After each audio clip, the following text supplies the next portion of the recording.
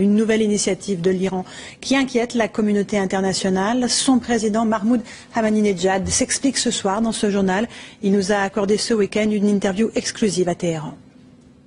Nous sommes donc à Téhéran, au palais présidentiel, où nous reçoit en exclusivité le président iranien Mahmoud Ahmadinejad. Bonjour Monsieur le Président. Alaykoum assalam. France Inter. Vous avez vu l'interview du président iranien Mahmoud Ahmadinejad par Laurence Ferrari lundi soir sur TF1 ? Magnifique, magnifique. Laurence était resplendissante, épanouie, enceinte, les traits détendus par la maternité.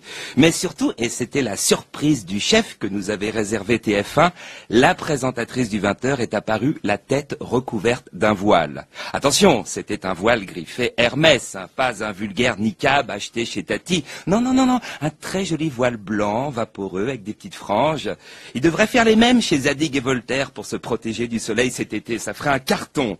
La qualité et la dignité journalistique de TF1, ça aurait été de dire: nous avons envoyé Laurence Ferrari, elle a mis un très beau voile blanc, etc. Mais nous ne diffuserons pas cette interview qui est uniquement une session de propagande à la gloire de... Mais je vous trouve sévère, Guy Carlier. Je vais vous donner un exemple. À un moment, Ahmadinejad dit, je mets mes lunettes pour bien citer ces mots, que quand il parle d'Israël, il dit que chacun rentre chez soi. Est-ce qu'Israël a existé auparavant? Ça veut dire que les 5,5 millions d'Israéliens juifs qui sont dans ce pays depuis 1948, ils doivent partir faire leur valise. Alors, ça c'est clair, très bon argument, ça. Guillaume, Thierry, quand vous entendez ça, le fait de passer cette parole-là, c'est une information, ça permet de réagir, ça permet de commenter. Non, mais autrement, on ne passerait que des informations avec lesquelles on est d'accord.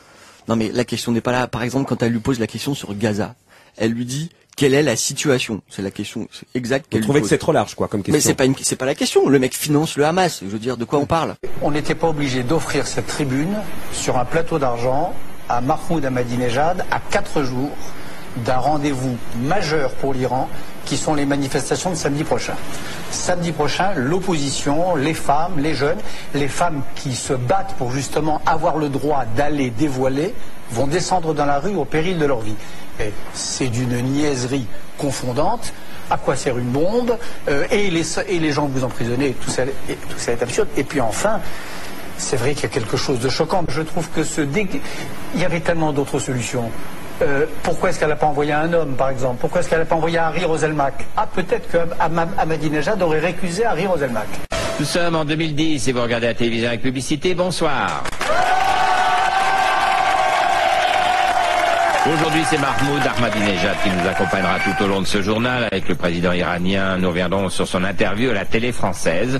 Vous avez répondu aux questions de Laurence Ferrari. Qu'est-ce que tu fais avec ce niqab sur la tête? Ah ça, oh, pardon, excusez-moi. Comme il pleuvait dehors, je me suis mis une écharpe sur la tête parce que je n'avais pas de parapluie. Ah, Ahmadinejad, Laurence vous a brillamment démasqué. Vous n'êtes pas un dictateur sanguinaire, mais un grand sensible. Ça c'est vu alors. Mais oui, arrêtez de flirter, de jouer les durs sur la scène internationale. Vous avez du cœur et vous êtes un démocrate adorateur de la paix. Exactement. Vous comprenez maintenant que je suis victime de l'acharnement des Américains qui veulent me faire passer pour un méchant. Ne vous inquiétez pas, lorsque les Américains auront vu l'interview de Laurence Ferrari, ils changeront d'avis sur vous. Alors il paraît que beaucoup de téléspectateurs se sont émus du fait que Laurence Ferrari porte le voile. Il y a eu énormément de mails. Normal. La ménagère de TF1, dont le cerveau, je vous le rappelle, doit être disponible pour acheter du Coca-Cola. Ça fait des mois qu'on lui rabâche que le voile, c'est pas bien, c'est caca. Et là, qu'est-ce qu'elle voit? Sa présentatrice préférée, sa Grace Kelly de prise unique, voilée.